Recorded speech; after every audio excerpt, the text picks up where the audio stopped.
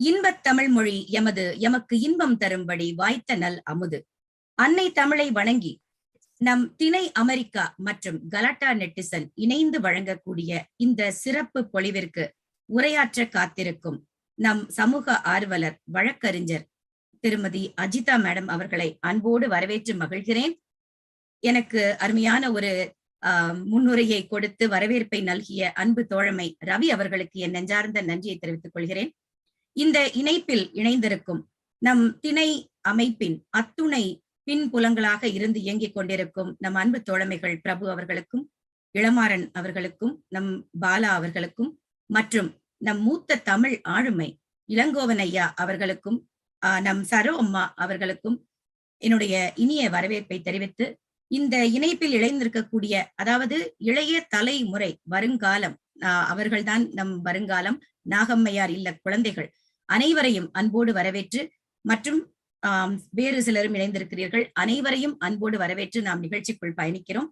பெண்ணியம் நேற்று இன்று நாளை அந்த தலைப்பை கேட்கும் பொழுதே எனக்கு இன்னைக்கு அம்மா அவர்களுடைய உரையை கேட்க நானும் ஒரு என்ன சொல்றது பார்ட்டிசிபென்ட் மாதிரி தான் இங்க நெறியாழ்கையை தாண்டி அவளோடு காத்திருக்கிறேன் என்று சொல்லி அவர்களுக்கு என் நெஞ்சார்ந்த வாழ்த்துக்களை முதலில் பதிவு செய்து, இவர்களை பற்றிய ஒரு குறிப்பு உங்களுக்காக.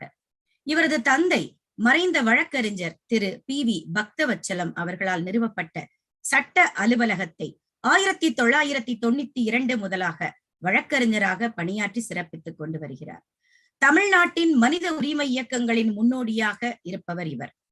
இவருடைய கணவர் வழக்கறிஞர் ஜே சரவணவேலுடன் இளம் வழக்கறிஞர்கள் குழு அமைத்து, பெரும்பாலும் இதில் இளம் பெண்கள் கொண்ட குழுவாகவே இருக்கிறது.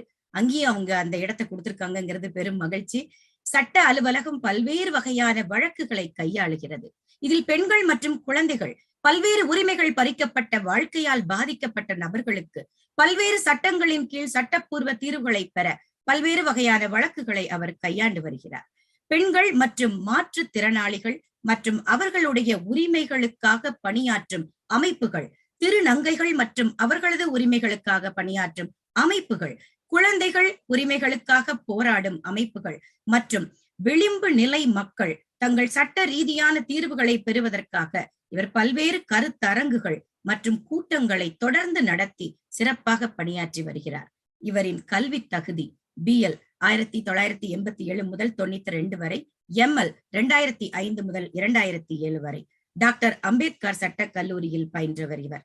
அடுத்ததாக இவரின் பதவிகள் என்று பார்க்கும் பொழுது, கலாக்ஷ்த்ரா அறக்கட்டளையில் உள்ள பாலியல் துன்புறுத்தல் புகார்கள் குழுவில் 3ஆம் தரப்பு உறுப்பினராக, நடனம் மற்றும் நுண்கலைகளுக்கான சிறந்த நிறுவனம் இது, ஈக்விடாஸ் வங்கி மற்றும் LT நிறுவனங்களில் சென்னை தான் நினைக்கிறார், அதுவும் அந்த அமைப்பின் உறுப்பினராக இவர் இருக்கிறார்.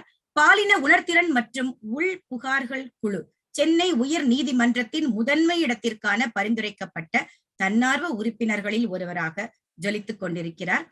சென்னை உயர் நீதிமன்றத்தின் சட்டப்படி நிர்வகிக்கப்படும் தமிழ்நாடு மாநில சட்டப்படிகள் ஆணையத்தின் பல நிகழ்வுகளில் வளவாளர் மற்றும் சென்னை அசோக் நகரில் உள்ள காவல் பயிற்சி கல்லூரி மற்றும் தமிழ்நாடு காவல்துறை அகாடமி ஆகியவற்றில் வளவாளராக இவர் சிறப்பாக பணியாற்றி வருகிறார். 2014ஆம் ஆண்டில் குறவன் சமூகத்திற்கு எதிரான வன்கொடுமைகள் குழுவின் நிலை மற்றும் உண்மை கண்டறிவதற்காக அட்டவணை சாதிகளுக்கான தேசிய ஆணையத்தால் வெளி உறுப்பினராக நியமிக்கப்பட்டார். தேசிய மகளிர் ஆணையம் நடத்திய பெண்களுக்கான உரிமைகள் மற்றும் பிற்படுத்தப்பட்டோர் தொடர்பான கருத்தரங்குகள், பயிற்சி நிகழ்ச்சிகளில் பங்கேற்று தமிழகம் முழுவதும் உள்ள பல்வேறு பல்கலைக்கழகங்கள் மற்றும் கல்லூரிகளில் பல்லாயிரக்கணக்கான மாணவர்களை இவர் தன்னுடைய கருத்துக்களால் கவர்ந்தெழுத்திருக்கிறார் என்று சொல்ல வேண்டும். கடந்த 2 வருடங்களாக பெண்கள் மற்றும் குழந்தைகள் தொடர்பான பல்வேறு சட்டங்கள் மற்றும் திருமண காரணங்களுக்காக இவர் வளவாளராக வெபினார் நிகழ்ச்சிகள் பலவற்றில் பங்கேற்று சிறப்பித்து வருகிறார். பல சமூக மற்றும் பொது பிரச்சனைகள், குறிப்பாக பெண்கள் தொடர்பான பல தொலைக்காட்சி ஊடக நிகழ்ச்சிகளில் இவர் இணைந்து செயலாற்றி கொண்டு வருவது கூடுதல் சிறப்பு. அம்மா அவர்களுடைய சிறந்த பேச்சாளர், பணியாளர் மட்டும் அல்ல, இவர் பல வெளியீடுகள், இவர் வெளியிட்ட புத்தகங்கள், செய்தித்தாள் அல்லது பத்திரிகை கட்டுரைகள், மாநாட்டு ஆவணங்கள், இது பற்றி சில தகவல் உங்களுக்காக. கைது செய்யப்பட்ட நேரத்தில் குடிமக்களின் உரிமைகள் குறித்து தமிழில் வெளியிடப்பட்ட ஒரு புத்தகம் ஊரில் திருவிழா என்ற தலைப்பில் உச்ச நீதிமன்றத்தின் 11 கட்டளைகளை பற்றி பேசுகிறது. அடுத்ததாக பல்வேறு உரிமைகள் மற்றும் உரிமைகளை உறுதி செய்வதற்கான வழிமுறைகளை அறிய தமிழில் ஒரு புத்தகத்தை இவர் வெளியிட்டிருக்கிறார். நமது உரிமைகள் நம் கைகளில். இது 2008 வெளியிடப்பட்டது. அடுத்ததாக பெண்களின் உரிமைகள் குறித்து தமிழில் புத்தகம் ஒன்றை வெளியிட்டிருக்கிறார். அதன் தலைப்பு சரிபாதி பெண்கள் சமமானவர்கள் தானா என்ற தலைப்பு 2009 வெளியிடப்பட்டிருக்கிறது.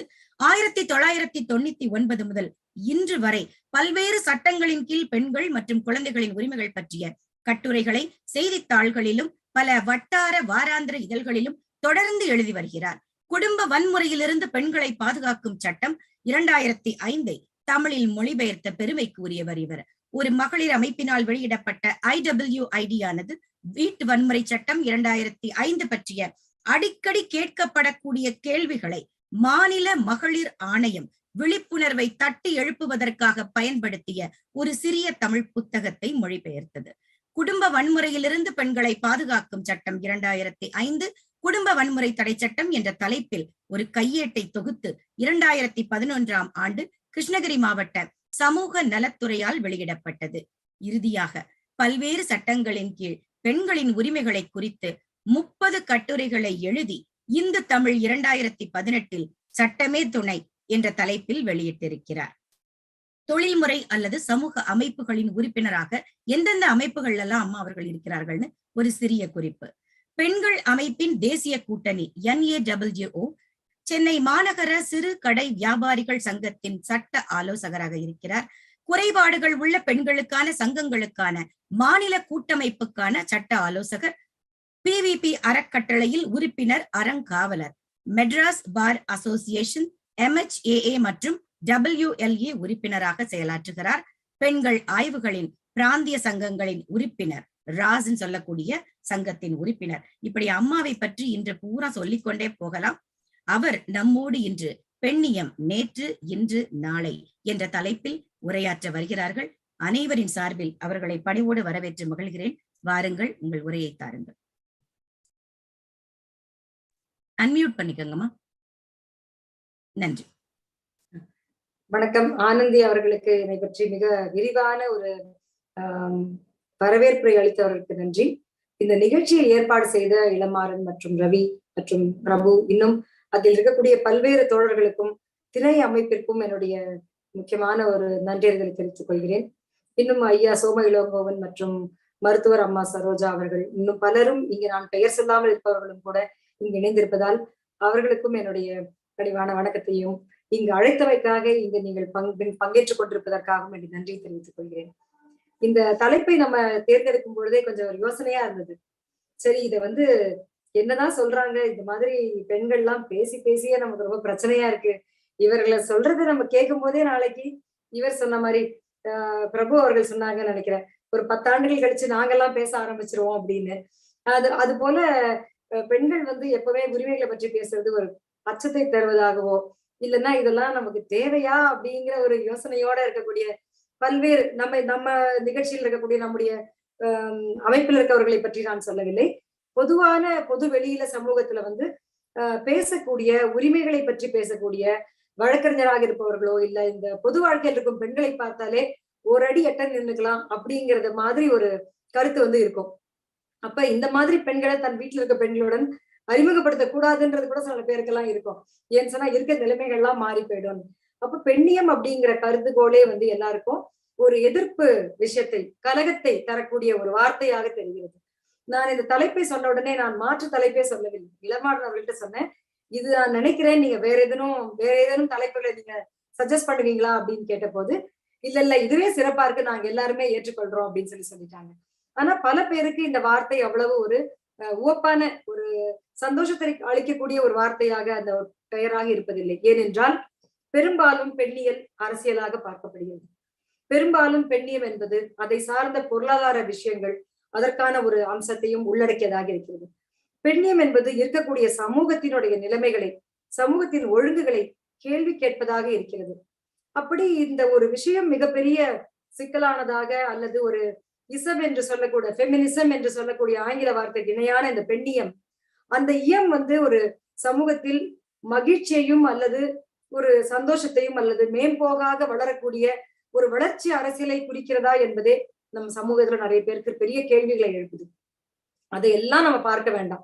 இது வந்து மிக மிக மிக சாதாரணமான நம்முடைய வாழ்க்கையை, அன்றாட வாழ்க்கையை, அதில் இருக்கக்கூடிய விஷயங்களை பேசக்கூடிய விஷயம் என்று மட்டுமே நாம் இதை புரிந்து கொண்டால் போதுமானது.